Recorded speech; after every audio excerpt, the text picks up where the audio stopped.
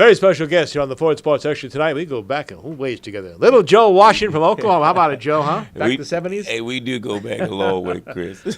Had some great times, of course. I think back to your career at Oklahoma, 72 to 75, two-time All-American, 2 times up in the Heisman Trophy voting. But the thing that stood out, of course, the national championships, and what great teams back then. Well, you know what? I think that's what probably, get a lot of players, notice and, keep them around. The mere fact that, that you've won games and you win national championships. Now, of course, if you rush for a lot of yards, yeah, that's good. But, when you can say you've won 2 national championships, you never lost to Texas, never lost to OSU, never lost to Nebraska, that's pretty special there. Well, you have some great memories, Joe, and I always think back to maybe the greatest punishment I've ever seen that really was a negative. And, of course, I'm talking about that fabulous one at USC where your dad was mad at you and Coach Switzer, too. Well, what's funny, after I finished, and I was – and just shows you, Coach took me out because he knew I was tired. Yeah. So I came out, and the first person I see is Coach Wendell Mosley. Oh, yeah. And he's laughing. He just loved every minute. Now, he may not have loved every minute up, when I was heading back, but once I started heading back the other way, I'm sure he was really grinning. So when I came to the sideline, he had this big chaw in his mouth, and he was just smiling like a chess cat. Coach comes over to me, and I can see the look on his face when he's got to tell me something. Yeah. So he does. He say, "Little Joe, don't do that," and then he just dies laughing. So he knew he had to say something, but he understood. It was right before half. Yeah, at USC at the Coliseum. Yeah, trying to make something happen, and one block or me making another move. I should have probably gone the other way, at the end, right, and would have scored, but that's how it goes. Ended up being what, -7 yards or something? Yeah, that is. I remember old friend Wendell Mosley, the late Wendell Mosley, your backfield coach, the guy that recruited you out of Port Arthur, Texas, said Little Joe had the Zuzus. Yeah. What did he mean by that? And we've seen it so many times on tape. Incredible moves. Well, you know what? To this day, I never understood exactly what that meant. But I could kind of take it, as far as in content, moves, change of directions. I could do that. I could run sideways, backwards, change directions. It was really always tough for me to run in a straight line. I don't know, for whatever reason, just you always thought somebody was going to get you if you ran in that straight line, so I didn't. But Coach came up with that, and I think he came up with that because he was getting interviewed. He couldn't think anything else, so he made it up. Well, you retired, of course, as Oklahoma's all-time leading rusher. Then I don't know if people really follow that much, but went into a heck of a pro football career. 10 years in the NFL, drafted number 4 in the first round by the San Diego Chargers, but really made your name, and a good friend of mine, Sam Huff, talks about you with the Washington Redskins. Hey, you know what?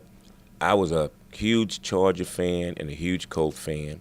Never rooted for the Redskins. I don't know why, with the name Washington and Washington, you would think you would, sort of bring them together. But I tell you what, I had a wonderful career with the Redskins. And again, I rushed for a lot of yards, caught a lot of passes in Baltimore. But when I got to Washington, we won. Went to a Super Bowl. Won a Super Bowl. Yeah, won one, lost one. So, the funny thing is, you remember winning. I do. And I was fortunate enough to finally get on a winning team with the Redskins. Look, when you win all the games you won in college and then you go your first 6-7 years to the pros and you're finishing in the doldrums, that is payback for all that stuff we put on other folks. But, it was great. I love Washington. Sam was always real cool to me around there. It was just a great experience. And now, of course, you came back to your alma mater, back to running the O Club at the university. Well, I enjoy that because it allows me, because I am a letter winner, to sort of be a advocate for, our cause, to make sure that, they understand, how important it is to acknowledge, your letter winners, the people who paid, the people who, laid the foundation for what is now the University of Oklahoma, one of the greatest football schools. Well, sports traditions, sure, in the country. And, we have a lot of players that come back, they support. We want to make sure they understand that, we'll leave the light on for you when you go back. Just stay in contact with us. And they do a lot for us. Guys support me. And I promise you, I've probably talked to out of my 74 and 75 team, I probably talked to those that are living probably 85 or 90% of them. And they're a good, close group. And that is the greatest part of this job, is the fact that I get to do that and spend time with my coach. Well, Joe, what is the next great running back coming from for Oklahoma? Any of the pipelines on the roster we know of? Look ahead for the future stars? Well, you know what? I think, today's offense is probably, put that runner at wide receiver for the most part. I think, guys are playing out there because they know they get the football a great deal.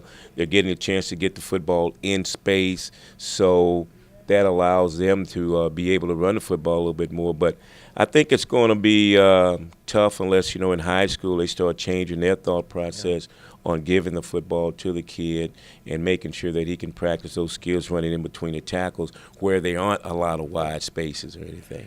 Finally, I got to ask you the great story, and Coach Switzer loves to tell it, about the very controversial silver shoes. Everybody was going nuts about the silver shoes, and Coach didn't seem to mind at all. Well, he really didn't. I just say I was one of the most fortunate and lucky people on the planet to be able to come to this place at that time with him being here, with the type of players I'd had here. And, when he allowed me to wear those shoes, and he told me it was okay. This is how he said, "We're looking at film." Yeah. And I just had a game. This is my first time basically doing them. Had a good game, and those shoes, they look great on film, and I know somebody noticed them. So Coach gets to a play where I, make a run, pretty good run, good yardage, and he comments on it. He's offensive coordinator. He comments, runs it back, comments, runs it back. And then after a while, he stops commenting, he just runs it back. I'm sitting back there in the dark wondering, what is he doing? And I know he's looking at those shoes.